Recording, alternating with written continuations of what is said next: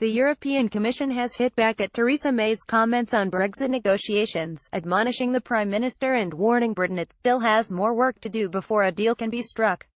In a statement released to the media the night before the start of the fifth round of negotiations, Ms May had argued that her Florence speech meant the EU had to give ground and that the ball's in their court. But speaking to reporters in Brussels on Monday, the EU seemed unimpressed by the Prime Minister's approach and comments. "This is not exactly a ballgame," Margaritas Schinas, the Commission's chief spokesperson, told reporters in Brussels. "We do not provide comment on comments. What I can remind you of is that there is a clear sequencing to these talks. There has been, so far, no solution found on step 1, which is the divorce proceedings, so the ball is entirely in the UK's court for the rest to happen." The spokesperson said this sentiment been clearly expressed by most if not all political groups in the European Parliament. British officials confirmed on Monday that David Davis would not be travelling to Brussels today for the start of the talks, as he has done for the previous 4 rounds. As a result, the customary joint press conference with British and EU officials, sometimes used in the past to snipe at the other side, has also not been scheduled this time.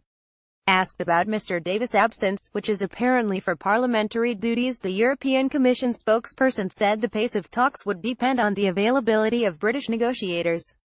The European Commission Article 50 team is available 247. The timing of talks depends on the availability of our UK partners.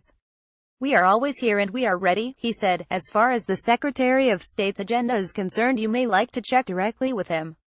The spokesperson would not elaborate directly on whether Mr Davis' absence in this instance would hold up the talks. Mr Davis and Commission Chief Negotiator Michel Barnier have both been absent for days during the talks before, leaving the details to officials, although never on the first day of a round. The Prime Minister is set to face MPs in the House of Commons this afternoon to update them on the progress of Brexit talks. In comments, which were pre-briefed to the media overnight, she is expected to tell MPs achieving that partnership with the EU will require leadership and flexibility, not just from us but from our friends, the 27 nations of the EU. "And as we look forward to the next stage, the ball is in their court.